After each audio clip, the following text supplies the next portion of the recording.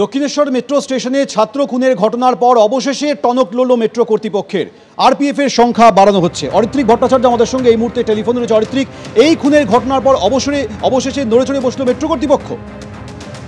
একেবারে দেখো, শুক্রবার দুপুরের দিকে এই ঘটনা ঘটেছে। আমরা দেখেছি দক্ষিণেশ্বর মেট্রো স্টেশনে কিভাবে ছাত্র খুন হয়েছে এবং তারপরেই যে প্রশ্ন উঠতে শুরু করে যে তাহলে মেট্রোর নিরাপত্তা কোন অবস্থায় রয়েছে।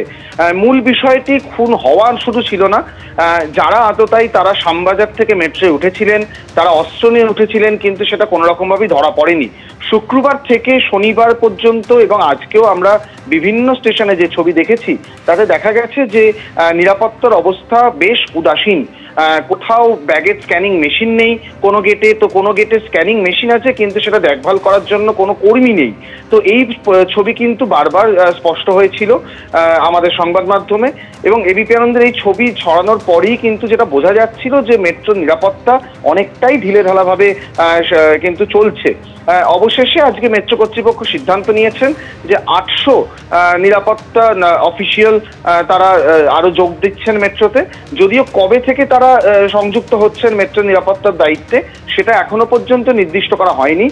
তবে এটা বলে রাখা দরকার যে বিভিন্ন ক্ষেত্রে যেটা দেখা যাচ্ছিল যে ব্যাগেজ স্ক্যানিং যেটা অত্যন্ত গুরুত্বপূর্ণ সেটা কিন্তু কোনোভাবেই হচ্ছিল না, এবং সেই ছবি সামনে আসার পরেই এই সিদ্ধান্ত। এমনটাই কিন্তু মেট্রো কর্তৃপক্ষ তাদের যে প্রেস বিজ্ঞপ্তি তারা জানিয়েছেন। এখন এটাই দেখার কবে থেকে এই ভূমিকা চালু হয় এবং তারপর মেট্রো নিরাপত্তা কতটা বর্ধিত হয়। ধন্যবাদ অরিত্রিক। এবার হোটেলে তৃণমূল নেতার অনুগামীদের তাণ্ডব, এমনই অভিযোগ উঠছে তৃণমূল নেতার অনুগামীদের বিরুদ্ধে। সেখানে ভাঙচুর করা হয়েছে, লুটপাট চালানো হয়েছে, এমনই অভিযোগ। তোলা না পেয়ে তাণ্ডব চালানো হয়।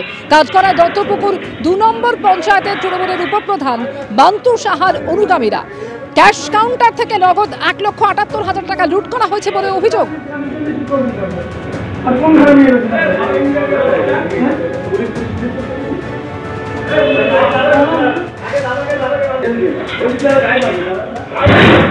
হোটেল চালানোর জন্য চাঁদা দাবি বান্তু সাহার অনুগামীদের। হোটেল মালিক এই অভিযোগ করেছেন। পুলিশ সুপারের কাছে এই নিয়ে অভিযোগও দায়ের হয়েছে। দত্তপুকুর থানাকে তদন্তের নির্দেশ দেওয়া হয়েছে। হোটেলে মধুচক্র চালানোর পাল্টা অভিযোগ করেছেন তৃণমূল নেতা।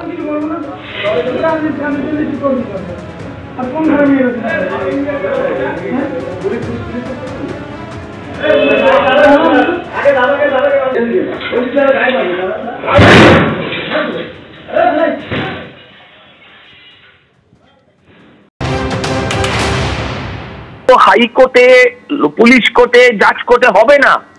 এদের বিচার কিন্তু পাড়ার ল্যাম্পপোস্টের নিচে, কোনো মন্দিরের দালানে কিংবা কোনো বটগাছের নিচে হবে, এবং সেটা জনতার আদালতে। তোলা ছাড়া তৃণমূলের আর কোনো কাজ নেই। যে হোটেল হবে না, আমি জানি না পাড়ার মানুষের সেটা জনরোষ কি আছে না আছে। 20,000 মদের দোকান ওরা খুলে দিয়েছে, তারা বলছে হোটেল হবে না। 20,000 নতুন করে মদের দোকান ওরা খুলেছে এই সরকারটা। এদের কিছু বলার নেই।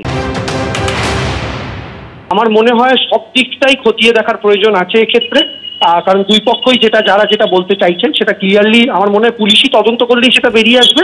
এবং আগের দিনও একটা ঘটনা নিয়ে বলেছিলাম, আজ আবার বলছি, প্রশাসনের মতো করে অ্যাকশন নেবে।